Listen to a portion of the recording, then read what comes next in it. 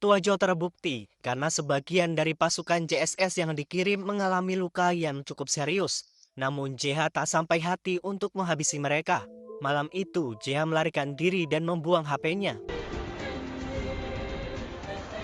Tak hanya skandal suaminya yang harus Hyojin tutupi, malam itu Hyojin juga dibuat pusing dengan kaburnya Ana dari biara. Ternyata Ana adalah anak dari Sejun dengan wanita di masa lalunya. Sengaja Hyojin mengasingkan Ana ke luar negeri untuk melindungi citra Sejun yang akan maju dalam pemilu. Berpindah pada Ana yang saat itu kabur untuk kesekian kalinya. Karena berlari tanpa arah dan terus dikejar polisi, Ana nyaris tertabrak mobil saat ia akan menyeberang. Melihat sorotan lampu kendaraan di malam hari membuat Ana mengalami serangan panik. Ia teringat peristiwa 14 tahun silam. Satu wartawan menanyainya tentang kronologi kematian ibu kandungnya bernama Hyerin yang notabene seorang selebriti. Karena saat itu Ana masih kecil, ia hanya ingat jika ibunya tewas setelah mengkonsumsi obat yang Ana berikan. Ana menganggap jika dirinya lah yang menjadi penyebab ibunya tewas karena salah memberikan obat. Kembali ke masa kini, keberadaan Ana membuat seorang desainer terkenal bernama Paul tercengang karena menganggap kecantikan Ana yang natural merupakan sumber inspirasinya. Sementara JH terlihat menepi ke sebuah pedesaan. Ia menyamar sebagai tentara untuk mengelabui petugas di terminal. Terlihat Hyojin sudah kesal menunggu hasil pencarian Chaewon yang belum juga menemukan pria pemasang spanduk yang melihat skandal suaminya di malam itu. Ia pun tak bisa menunggu lebih lama, khawatir pria tersebut akan membocorkannya pada reporter atau kandidat lain yang bisa memberinya banyak uang.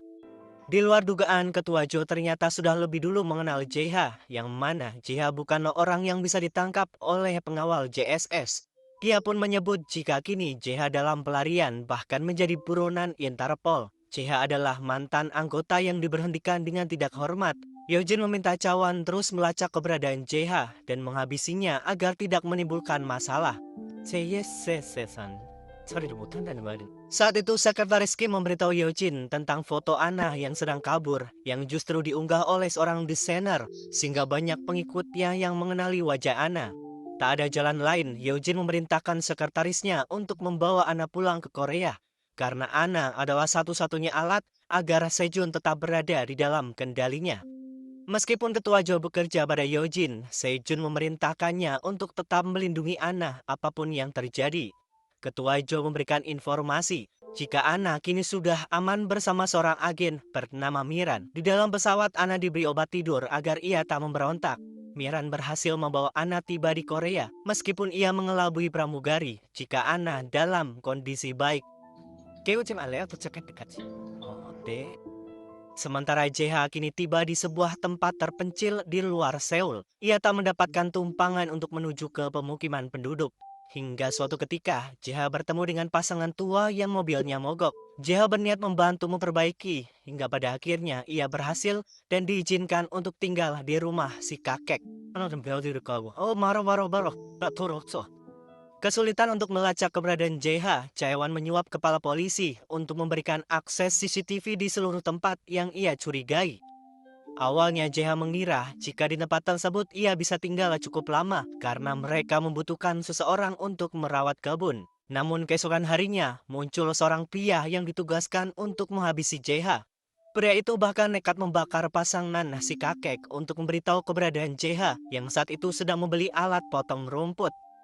JH kembali tepat pada waktunya. Ia terlibat perkelahian dengan pria yang cukup sulit dikalahkan karena memiliki kecepatan tangan yang lumayan hebat. Pada akhirnya, JH berhasil mengalahkannya dan memaksanya untuk memberitahu siapakah yang memberikan perintah penyerangan. Karena tak bisa diajak kompromi, JH mengancam akan menghabisinya saat itu juga. Hingga si pria itu pun akhirnya buka mulut jika ada seorang wanita yang cukup kuat yang mendalanginya.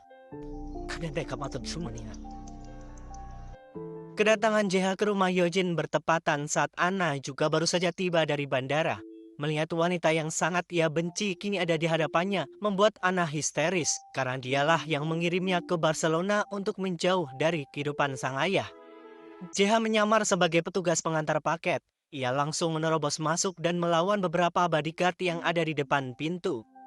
Tak pernah Hyojin sangka, pria yang ia kira sudah tewas ternyata masih hidup dan bisa masuk ke rumahnya dengan mudah.